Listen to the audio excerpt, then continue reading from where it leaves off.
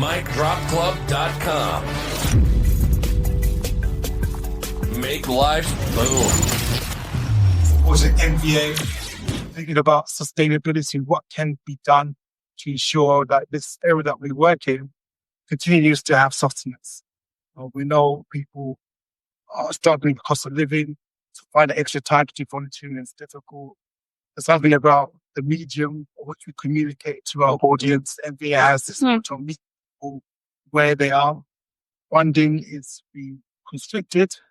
So what needs to be done? So I'm going to push it out to everybody and then go one by one. We'll take what needs to be done and then from that will emerge a conversation. Well, I come from the perspective of my role in MDA, which is my job is to take joy, the directory of joy into the community and to encourage the voluntary community sector to be part of it. And the reason for that is because not just for them to advertise what they do, all the wonderful work they do, but as an engine to take funding into the voluntary community sector. It's a really useful way and an innovative way, I think, of getting funding into the voluntary sector through referral payments and seed funding, a pot of money that we're working with, sending small £5,000 grants into organisations to help them to get things off the ground,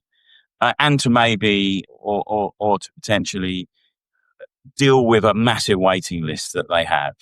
They're proving there's a gap in provision because they just do not have the resources to deal with the demand that's coming.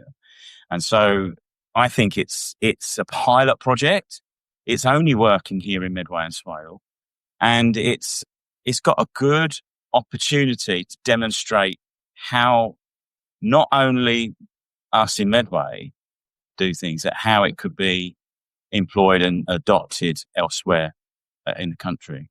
So from a sustainable point of view, I think what everyone does on a day-to-day basis, I think partnering that with a small amount of money will create an element of sustainability. Doesn't give everything, but it creates a good trickle of money that ends up coming into the bank account of those charities that need it.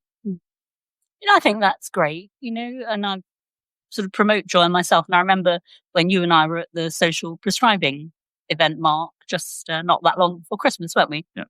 Over at the other Priestfields in Rochester, and you were trying to encourage people. Sometimes I think there's a bit of a reluctance for people to come forward. They think they might not be equal to the task. They think it might ask more of them than it actually does.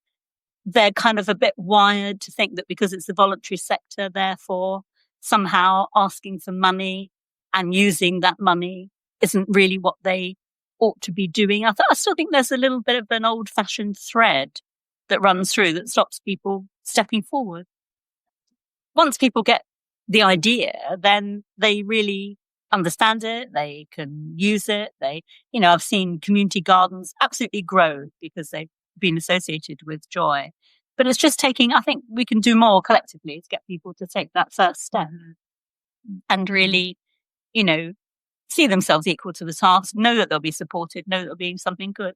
The other thing I wanted to sort of say today is I think a new space is opening up actually for volunteering that's associated with welfare reform and some of these younger people who are kind of condemning themselves to a life of not doing very much. And, I've been thinking about, well, why is that? Why would young men particularly, but young women as well, write themselves off to disability at the age of 22? And I think we have to consider the narrative that we're all talking about. And as you might expect, I looked at my own perspective. I was thinking I was banging on about assistive technology in care. And is it that I make that sound along with the whole AI shebang as if people are not needed, or as if somehow the kind of person that's got to be involved with those sorts of things has to be a super duper, technology person, when on the contrary, actually, there's lots of jobs arising from the use of AI in care and for the use of assistive technology that don't necessarily involve working directly with somebody and doing their personal care and coming to their house. They involve actually monitoring things and passing that information on to other people who can help, and gathering data about the way that people are doing so that we can think about how else we could use that technology. So there's lots of quite low-tech opportunities for people at the start of their career to be involved. And I think we're missing that narrative. And one of the ways to get people into that is to get them to take a step into volunteering with the organisations who are working in those kind of spheres. And I was at Kindy last week. That's our assistive technology provider for the council. And I was having a look at what's called a circadian light bulb.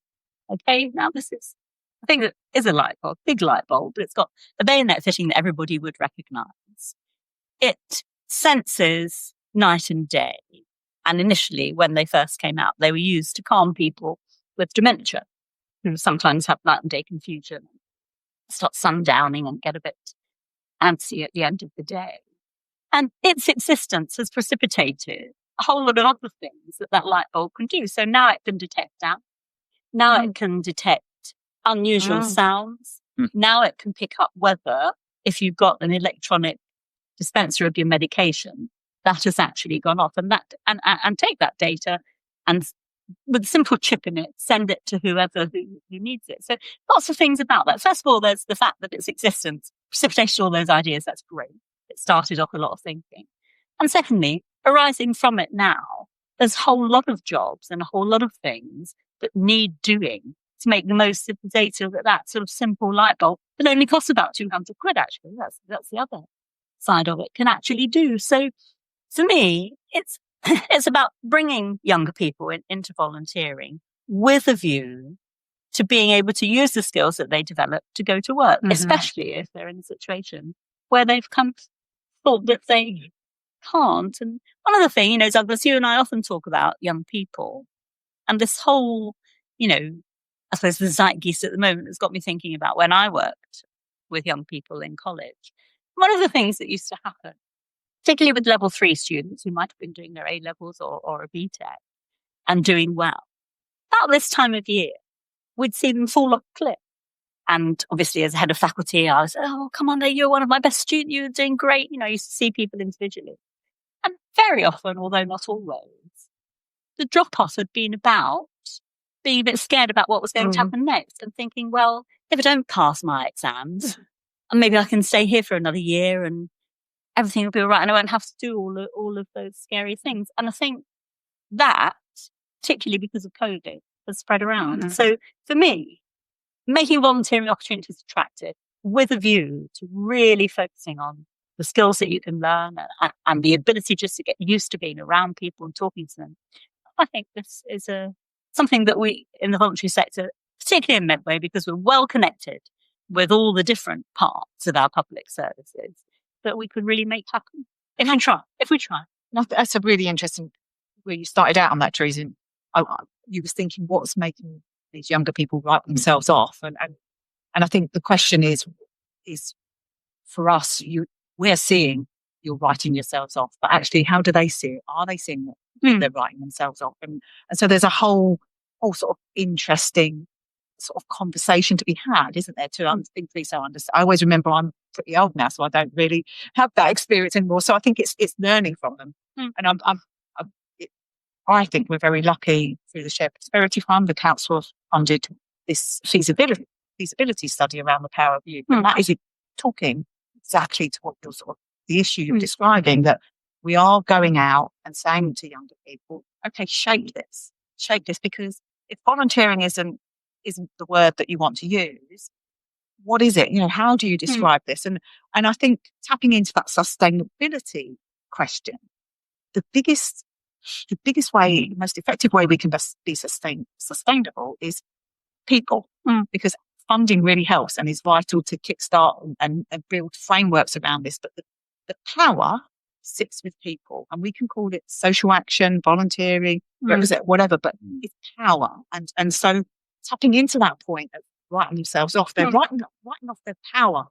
And so it's understanding, getting closer to them. And Douglas, you said going to where people are. And that's the joy of the feasibility study. We're going out, speaking to younger people, saying, okay, what is this then? What is this? And starting to unpick that power. What is it? What does it mean to you? What do you want to do with that? And through that, it's going to be sort of an iterative process, but hopefully by engaging in that way, we use engagement so often, but it's about engagement with action. And so this is the start of a conversation. Of actually, you're right. It's halfway through, isn't it? Right. It's waking up to they have power, tapping into that, and through that, then taking the steps through volunteering opportunities, but more importantly, shaping. They've got the power to shape their future, the future of society.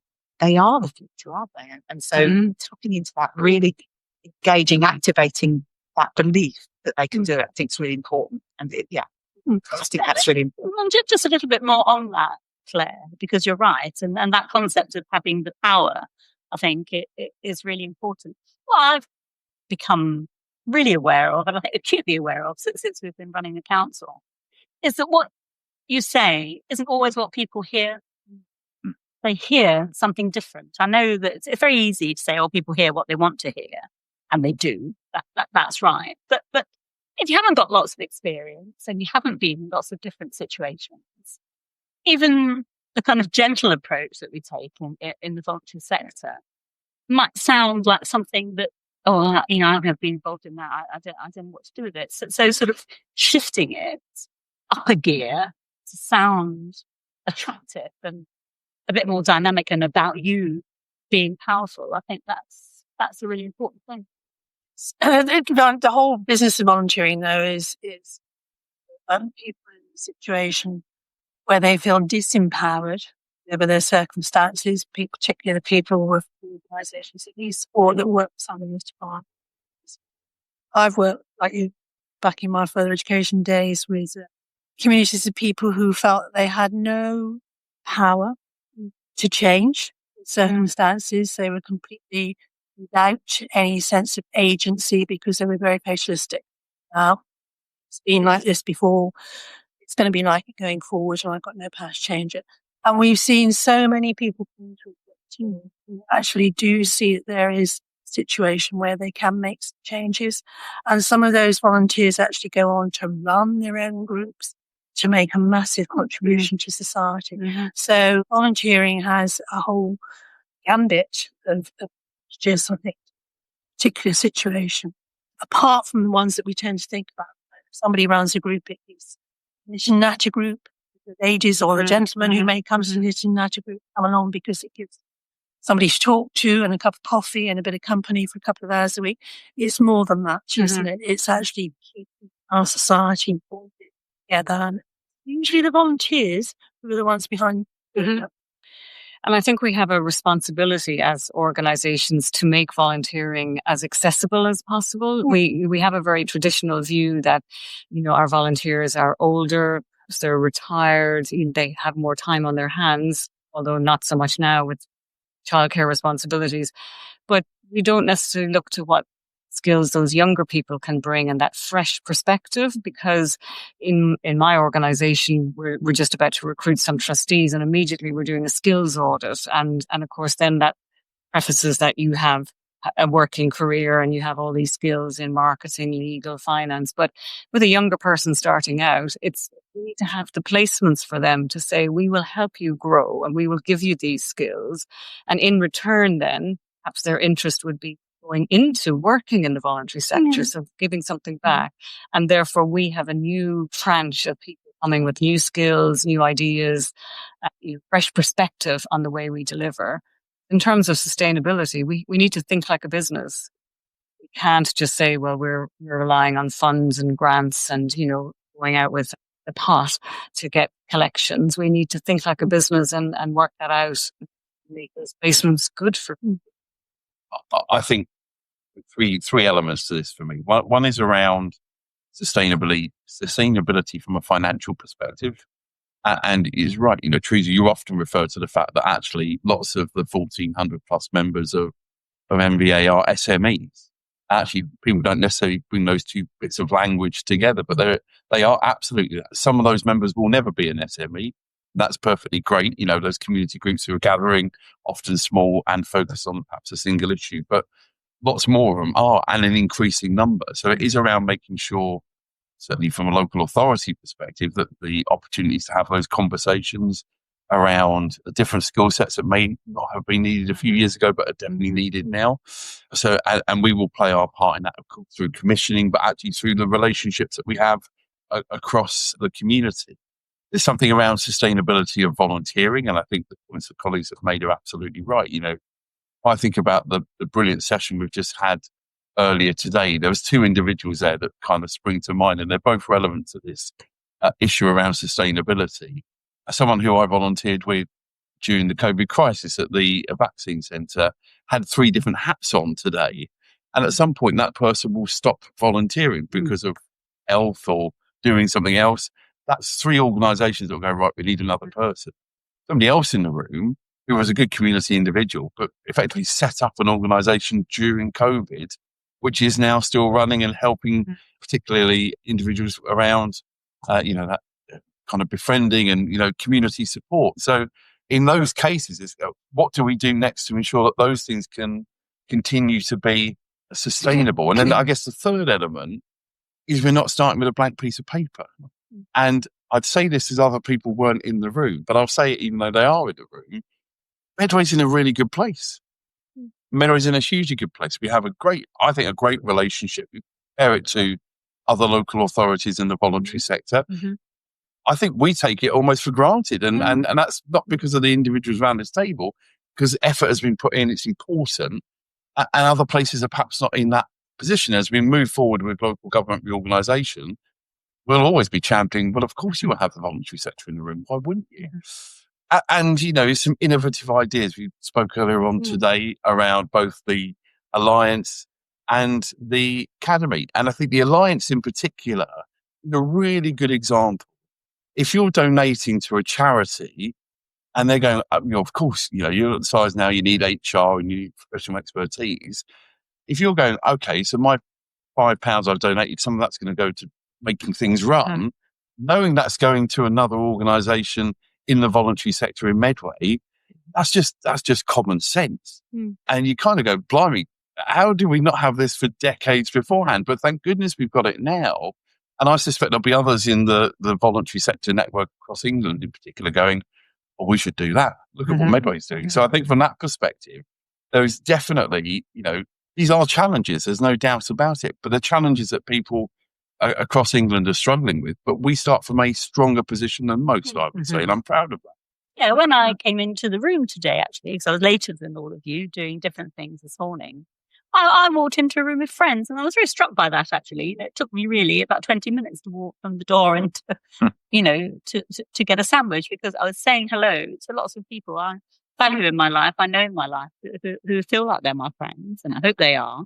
That's fantastic. And that's a really good feeling. It's absolute testimony to the effort and the commitment, the real genuine approach you've taken with the sector. I remember being around some years now, Jane, when I first joined, that it was kind of like there was this pushing and bristling against sort of statutory in the sector, and it's not been that for a long time. And you're right, we start to take it for granted, but people see you as partners. There is a good sense, I think, of actually between the statutory sector and what you said, Vince. Examples of good practice may go national. Yeah. So that's, and it's got Medway stamped all over it. So there's one element that needs to be discussed, and that is about transformation. When we're doing these voluntary agency or initiatives, as it were, we're planting seeds. And the danger in planting seeds that we are struggling to evidence that seed is going to germinate and yield fruit. Meaning we need to evidence the work that we're doing straight away so we get funding, as you mentioned earlier. So what are we doing to ensure all the partners for MVA understand that you need to be able to evidence the work that you're doing without interfering with the seed? Because even questionnaires all the time, are you better? When some of the benefits will be realized years later as a volunteer myself, I'm realizing benefits of volunteering things were done 10, 15 years ago, but some of the funders want evidence now. So where's that fit in terms of... I'll dive in on that one. You If you sure, like. go right ahead, yeah. In terms of the Transformation Academy, we've been working in partnership with Nottingham Trent University throughout. So we have a body of evidence to sort of track that progress, but equally importantly, we now have a framework for measuring that on an ongoing basis. So fortunately, the lottery have seen what amazing stuff's going on in Medway and have funded another year for us to deliver the alumni program, this new Realise Your Potential program. So over this year now, a new cohort of leaders or emerging leaders will be going through the program, and we'll have the methods with which to track that. But just one thing coming out in talking about transformation, when we started out with that particular project, transformation, it's we're going to start seeing stuff, and actually we've started to describe it as a tide of transformation, and that's a really good way to visualize what's happening, isn't it? It's starting with some amazing leaders, and I thought John really well on that today in terms of it is wholly owned by the sector, working for the sector, and as a result of that, they're driving the change through, and it will just keep coming, and it'll be quite way down the line. We'll keep seeing absolutely, and I think we're capturing evidence as we go. So those organisations that have been part of that first academy are already saying the difference that it has made to them as leaders, the difference it has made in terms of accessing funding, giving them opportunities to be more sustainable, and also giving something back. So the generous leadership, that learning is not going to be lost. It's going to be shared with a new cohort. And then even emerging leaders will also get some really good kind of interventions from the alumni. And it just perpetuates, and we're capturing the evidence. And also, as Clare referenced to, and Jane nationally, there's organizations in different parts geographically close to us, which are now looking to the work that MVA has done and the Leaders Network has done and want to replicate that. So I think the other thing about the Transformation Academy as well, and we touched on all the advantages of that this morning, but one of the biggest things for me is that workship that's in place now between members. And we hope we they're actually working successfully now and applying for things. I'm ahead of another example. Somebody was saying, well, I'm just working with this organisation, just putting now that's powerful, because you can do more together than you can do on your own. And if you've got 2 organisations, 3, 4, 5, 6 organisations with all of their skills and their strengths, they're not too much. Therefore, the sustainability is much more. Longer term sustainability is more. Some of that has grown now. The MBA, really pleased to see. And I think those partnerships, just building on that, are cross sector. And I think that's really important. We're delivering things in partnership with care partnership, with public health. It's cross sector, and I think we need to do more of that. The criticism was always the sector works in silo, and the sector doesn't work in silo in Medway. It's amazing, but we do more than that. I think all of the stakeholders locally are sort of acting in a much more joined up way, drawing in income, attracting interest in Medway, and I think that's so important as a way of working. I think what you said, Douglas, about confidence is critical, isn't it? Because people have through the Transformation Academy have learned to be confident that if they work with somebody else, it doesn't mean that they're going to be kind of squashed or excluded. On the contrary, they're building on their own skills and utilizing skills of other people to a kind of coherent whole. And that's not something hitherto, and still in other places, the voluntary sector has ever been that good at. And I think that really is something quite outstanding. So Medway. And the other thing I want to see more of, and we've talked about this before, is the ability to really say to businesses, who are not in the voluntary sector, look, this way of working is something that you can learn, something that will be valuable to you, those skills of generous leadership, of purposeful sort of values within an organisation. I think that's really important. And it's important, especially because these things link up, don't they? If we are going to come into a time when it's going to be necessary to offer people opportunities. I remember when we did this under the Blair government, and actually at that time, employers were paid to take on somebody who hadn't previously been able to get an opportunity. We're in a different time now. I don't know whether that would be possible, but what ought to be possible is to support and help companies to learn that actually if you take on somebody who seems inherently a bit vulnerable, that is not the end of their story. It's where their story starts. And you can, exactly. And you can be part of a person's transformation, which, as someone who's been a senior manager and still in this role now at the council, I find the most rewarding part of the job. Seeing other people get on and do well actually is very self-fulfilling. Okay, it takes an element of generosity, and we talked about generous leadership, but it really is a very rewarding part of the job. Seeing other people flourish, get on, move on, and do something else, as opposed to saying, as I hear at the council and call out, and Vince knows this, people saying, yeah, well, if we keep taking people on and teaching them, and then they teach them everything they know and they move on, that's not fair. Actually, there's nothing fairer, is there? You've had them while they're there. They've built capacity, shared things together. Off they go. In comes the next person. But I think we're coming out of a time where that sort of closed-mindedness was quite common. And so giving businesses a hand up to get away from that is something I think the Transformation Academy can offer. And I think the other thing, and we were talking a bit about this just yesterday, we had Sports England who are going to be working here in Medway, is around having a safe space to try stuff and maybe it doesn't work. And I think one of the things I'm really proud of, two community-led organisations, both of whom are now CICs, have had that space through different sets of funding to do feasibility work, to trial small stuff and go, actually, we've done that. And our lesson is we won't do it again. And here's the reasons why. And I think having a sector which is bold enough to have those spaces, things like UK SPF, absolutely. Shared Prosperity Fund, although the delivery of stuff through lots of the money is really, really good. Actually, for me, the feasibility and capacity building, that's essential because actually you can do a nice thing and everything goes up as a nice thing and you all go home. If you've got a document that says, we're thinking about doing a nice thing and here are the 15 benefits, and actually we can do a nice thing for the next 3 years if we do these 4 things beforehand, that's remarkable. So I think that ability to both capacity build, but also go, okay, sometimes it's okay, stuff doesn't quite go right. You need to understand and learn from that. But, I think there's some really good examples here in Medway with Archie's Local, with the intra-CIC and community-led.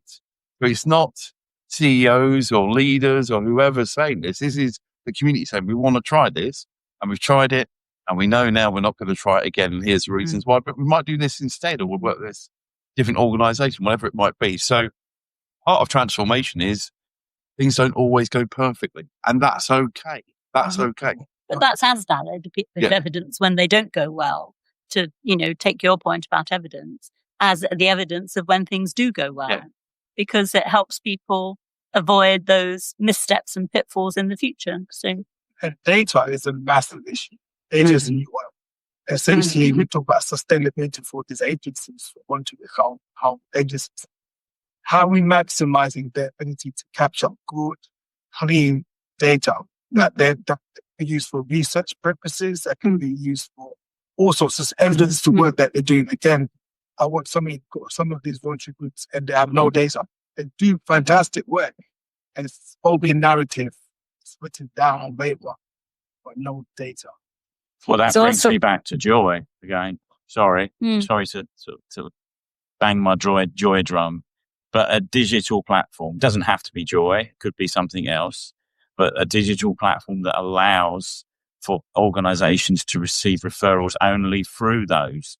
And automatically, we don't have to worry too much about where the data is coming from because it's being captured as we do it, as we concentrate on the things that we do well. So you were talking about transformation and volunteering. I volunteer for a local little cafe in Strood called Bread of Life, and I met a young man there who I volunteered with on Saturday, who was a student at an organisation called BMIX, which is below us where I work on New Road. And he's been volunteering and growing in confidence as he's been there. And he was telling us that he's got an internship at Amazon, and hopefully that's leading to a job.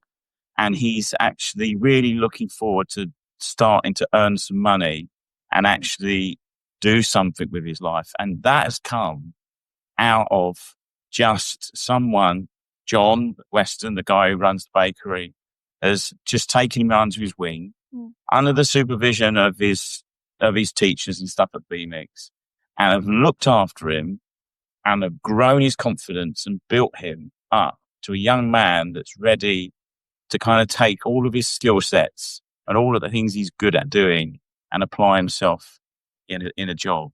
And I think Mark, that's what the sector does, isn't it? Yeah. Day in, day out, they work alongside people and are achieving incredible things. And the story's powerful, but you're right. It's data now it needs to back that up. And it's those all the sort of the granular level in terms of that lads increase skills, confidence, experience, all of those things. And to be able to put that into a clear set of metrics is what an awful lot of funders need to do. And we need to join up. I always picture it like a honeycomb sort of effective. If all of our data can join, it start to become a really strong picture. And I'm sorry to bang, I'm going to bang the transformation drum here. Yeah. The Transformation Academy. More drums. In the sense of, that's exactly one of you talk about transformation, looking forward, the bigger picture of benefiting the sector. That's exactly what one of the task and finish groups within the Transformation Academy been working on. And it will be a tool that, because it's designed by the sector, shaped by the sector, it's going to be fit for purpose for the sector. And it will be a tool that will simplify any organisation, be it the one sort of person, entirely volunteer-led sort of organisation, right through to our bigger 50, 100 employees. Anybody will be able to use that tool, be able to capture their metrics, so they'll be able to take them off the shelf, nationally recognise the metrics, so they'll have value, credibility. We'll be able to demonstrate what we're doing on an individual basis, bring it up to the level on a neighbourhood system basis, and all of the demographics will be standardised. So each bit of data set will talk to each other. So that's what our Medway Transformation Academy members are delivering.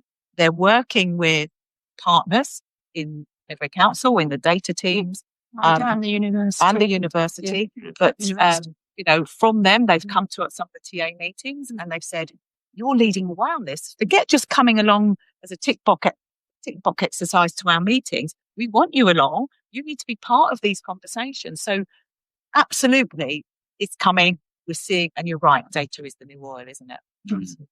Well, I was just going to add, it is really important data, but what's also important, I think, for the sector to know is what happens to that data that we're collecting. You know, we with commissioned programs, we're monitored, we collect all the information.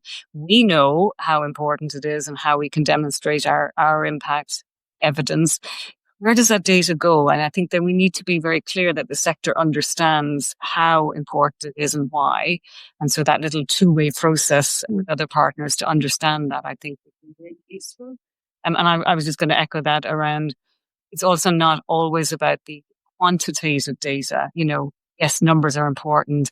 We need to demonstrate how effectively we're using funding, but it's also the stories that we're capturing and the difference that we're making, and the difference in people's lives and their health and well-being. And we can share those from the very people we come across and work with on a daily basis. Yours was an example of that, Mark. Yeah. Telling the story. And I think that I'm listening to Scott this morning and about Medway becoming a Marmot place. I think that has a massive opportunity to take all of the evidence you're talking about and to see how that is going to be used and how that is informing other parts of the UK as to how we're tackling these health inequalities and, reducing that gap. Yeah. And the storytelling element is right. You know, we could have a very high level public health document going, here are the 17 interventions we've made on smoking cessation. And that's important. Or you could tell a story of Gary from Chatham. And I know Gary from Chatham. Gary from Chatham was on the side of buses. People stopped smoking because they knew Gary. So it's not a binary choice. You need both. Some people with a checkbook will definitely want the 17 reasons and the data. Sure. Yeah. But actually, particularly in delivery, in changing people's lives, however that might be through whatever organisation, the ability, particularly on a kind of peer level, to go, this person, they're in your community. Gary was a caretaker at school, so loads of people knew him. So yeah, from that perspective, blimey, having both, having the ability, and this is a challenge, because for organisations, you'll quite often have one side which they'll be really strong at. So they'll be really good storytellers, but when lottery goes, so what have you done? And at the other end, you might have people who are really data heavy, but actually the ability to tell the story, to have that narrative, to say, and these are the positive outcomes as a result of this, and here's some test cases and kind of advocacy. I think trying to get both of those going at the same time, that's the nirvana. And I think actually there's some really good examples in Medway where organisations have definitely picked up the pace on both elements. That's the power of volunteers. Absolutely. Incredible people who have a lived experience, who care so much about the person that they are meeting for the first time, but they can identify with them. And they are able to tell them and give them hope and work with them and help them to transform their lives as their life has been transformed. Speaking with a lady I met who goes to MS Swale, her life was turned around in 3 months by just coming out of the house and going bowling on a green in Swale. And she lost all this weight. She her mental health was improved, massively, because she just literally joined with others who understood her. And as we slowly coming to a close, it's been such a insightful conversation, and it's rare to find leaders of the council being so closely aligned to the voluntary groups. So I must thank Teresa and Dix for coming, as well as all the great people for MVA. For me, personally, when we talk about power, it's about seeing the potential in people. Power is only there if you actualize on the potential. So it's allowing people to test out different things, try, fail. It's okay. You test things out, then you can realize the power that you have. So I'm more listening than I was contributing, because it's such a fantastic conversation. So as we end, we all think about our call to action and try and keep it short and concise. And I think we will meet you on the next one this time next year. Okay. Call to action. Well, what do I do? I'm banging my joy drum again. Sorry. That's my task. My focus is to encourage as many organizations and grow the Joy platform, because that's where the data is going to come from. That's where we're going to encourage and get funding into organizations. And it's going to be a model that needs to be adopted across the country, is my belief. That's it. Thank you. I want to get more young people involved, as I've said, and I'll make a pledge to try and get businesses more involved with all of you. I think that is important. We'll have to think about how we do that, but I'm going to say that will be a priority for me. That's fantastic. And one of our TA members will be pleased with that one, because we're trying to connect the sector in all of the business meetings that Medway's doing. So that's fantastic. I'm not going to take credit for this question. We're doing some community empowerment groups, and somebody asked the question, and I thought it was a really excellent question. What is the use of power if you don't do anything with it? Wow. And I thought, actually, that just about sums it up. So my call to action is stay close to what MVA is doing and get connected, because we are going to do an awful lot of work with young people around volunteering. And that's the thing, isn't it? What is the use of power if we don't do something with it? My call to action has been, since my entire working career's call to action actually is to continue to encourage engagement. Don't have much sense of meaning in their lives, communities who don't have much sense of meaning in their communities. People now need to take control of themselves to actually make things happen. I think for me, as chair of the Medway Leaders Network, I think my call to action is to ensure that we build on the spirit of partnership that we have in the room, and that we make sure that those connections are not lost and we continue to collaborate. And from my perspective, it's about making sure business as usual continues. We've got a lot going on in the world of local government, as we talked about earlier this morning. And that's all well and good, but actually the 285,000 people of Medway deserve their council to be working collaboratively in partnership with the voluntary community sector, with the small business sector, with large employers, the education sector, with the health sector. So Teresa and I, we've got to keep the show on the road at the same time as looking as to where that road will continue in a few years after that. But rest assured, the day job is continuing now more than ever, actually. And the future's bright for Medway. Don't forget to check out micdropclub.com and get the show notes and useful links. Subscribe to the podcast. Don't just live life, make life boom.